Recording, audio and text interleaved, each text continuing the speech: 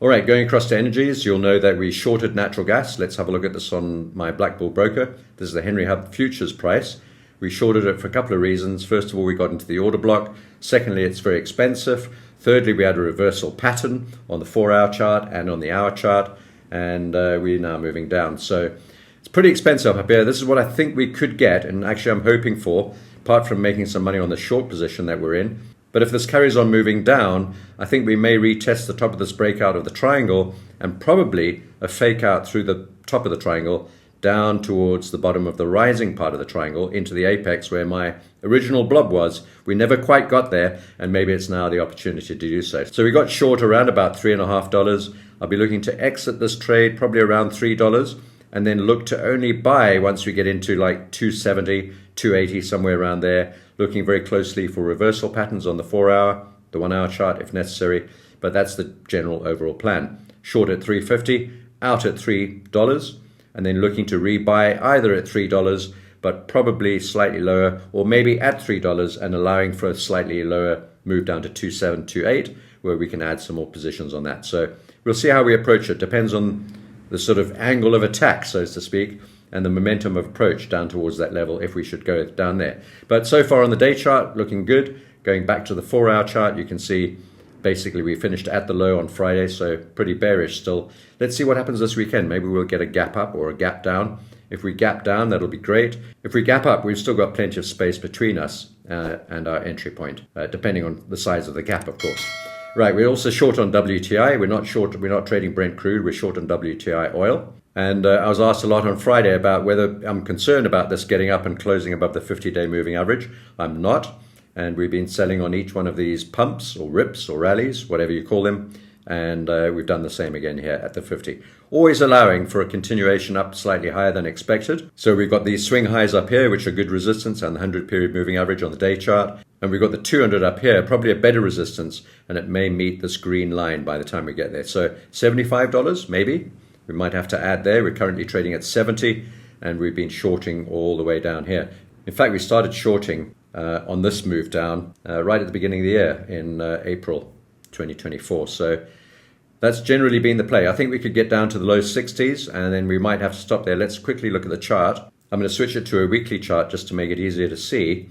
So there's the low 60s down here at the bottom of this order block, these two swing lows. Let's have a look further down, and we could actually reach down to $61, $62 per barrel. That's the bottom of this range. We've also got this channel marked out in red lines that we might have to reach the bottom of. And that would take us below $60 and probably into the high 50s, somewhere around 55 to 58, something like that. So that's the strategy on oil. And then natural gas, as you know, we're short. We're short on both of these at the same time. We're normally long one, short the other. They often trade in different directions. And being short on both of them simultaneously simply means that we've got a sort of a hedge on here, which means there's some uncertainty and some doubt as to which one of these is going to get a bid and which one of these is going to get an ask or a sell. So we'll find out soon enough, but so far we're in the right direction on both of them, both short.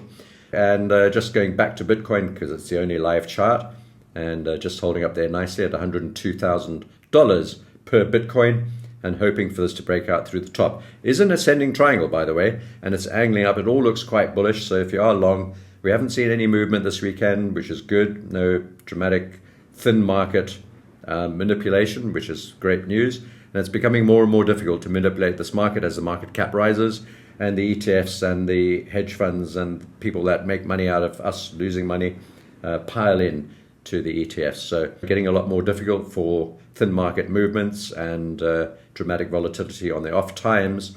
And I think we'll see Bitcoin generally over time start to become less volatile and more stable. And actually, I was watching a show this morning about Bitcoin and gold, and many, many more people on the David Lynn show, which I highly recommend, by the way. David Lynn, fantastic show, most days on YouTube for free. But they had a gold guy on there talking about gold and Bitcoin.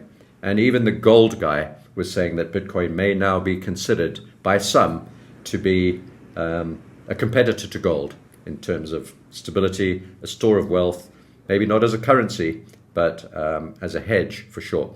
So we'll see how Bitcoin plays out over the coming years.